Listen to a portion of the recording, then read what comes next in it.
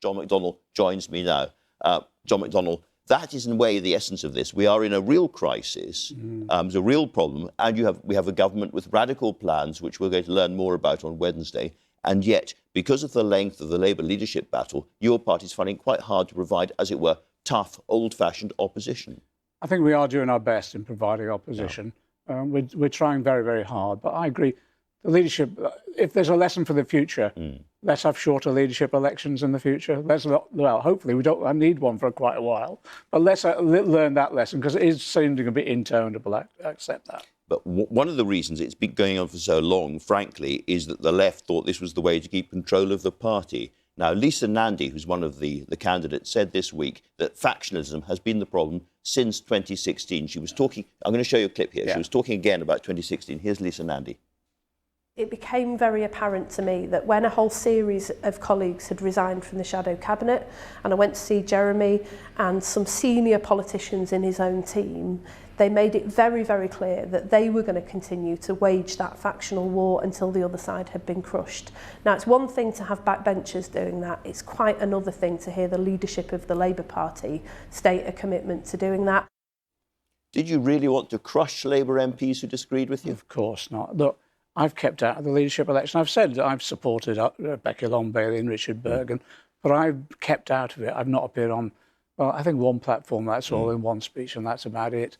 And look, we want to unite the party. There was no, I'm sorry, I just don't reckon, I'm not attacking anyone. All these, I just don't recognise any of that. Let's just move on. All of the three candidates have said they want to unite the party and look to the future. Let's do that. So that's a misrepresentation. Well, I'm not accusing anyone of anything, but that is not my view of what was happening, certainly. And at that point in time, Jeremy was trying to remain as leader and bring people together.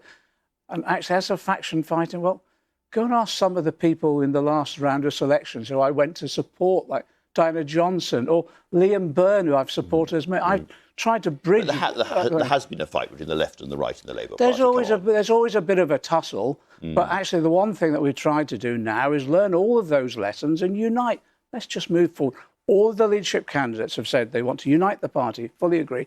All of them have said, which I think is a great idea, whoever wins, they'll appoint the others into the shadow cabinet. Let's go forward united. Let's turn to the budget, therefore. Yeah. Now, as I said right at the beginning, there's a kind of irony here, because you were attacked during the election campaign for being a tax and spend politician, which you certainly are. But we now have a Conservative government which is clearly going to tax and spend a bit more. They are going to be spending a lot more on the coronavirus issue and probably some other things as well. I think there's lots of lessons that we've got to learn. As you say, the emphasis that you put is a bit more. It's nowhere near the scale we need. I think the one lesson that we've got to learn this coming week, one is we're faced with three emergencies. Yes, coronavirus, of course, which is a considerable emergency. Secondly, we've got a crisis in all of our public services, particularly health and social care. And one of the reasons we're not as well prepared to tackle the virus is, I'll give you the example, 17,000 hospital beds cut, social care in absolute crisis. What, 100,000 vacancies in social care? The third element, the third crisis, though, which we mustn't ever forget, is we're facing an existential threat of climate change. This budget has got to be the most important budget, I think, since the Second World War. So on climate change and the existential threat, you presumably back Rishi Sunak, the Chancellor, in pushing back on attempts to freeze the rise in fuel duty. Well, that's something where Labour could back the government. This is a good example. Our proposals were about a just transition, where you don't hit people hard without giving them an alternative. So if you are going to end the fuel duty freeze, what you should be doing is bringing forward a scrappage scheme, offering the alternatives of making sure we have the supply of battery-driven cars, etc. That delays things. I mean, the campaigners... No, but you can, in just transition, what you can do is make sure you timetable these things effectively. So people aren't penalised unduly, but you've got to take people with you. They're attracted into the alternative. So this is from a campaign called Greener Journeys, and it says that the fuel duty freeze has led to 5 million tonnes of CO2 emissions extra, 5% more traffic, and 250 million fewer bus journeys. That's why. Surely that should end. Of course, but that's why, alongside that, you have to give people the alternative. public transport, investment in buses on a massive scale, which Labour planned, making sure you have a proper rail network that's invested in. But also, if you remember, in our policies, we were setting up battery factories in Swindon and elsewhere. We were going to give subsidies for people to transfer over to battery-driven cars. You have a just transition where you're not penalising people, but you're taking people with you. You can't just do short-term gimmicks like this. The next thing that's going to happen in politics is the local election campaign, and an internal Labour document which was leaked to the BBC predicted that Labour is going to have disastrous results in that campaign. Is that the final gift of the Corbyn years to the Labour Party? I'm not sure whether that was someone being too clever by half of talking our results down in advance. And sometimes that happens. It might just be a direct translation of the existing opinion polls. Local elections are completely different. They're on the ground. I'm confident that. Well, look at Sadiq Khan in London. His campaign, Sadiq Khan's campaign in London has been fantastic, and elsewhere around the country. I think we'll have a lot better results. But the issue here is this budget this week is absolutely critical. And my advice to Rishi Sunak is don't put things off.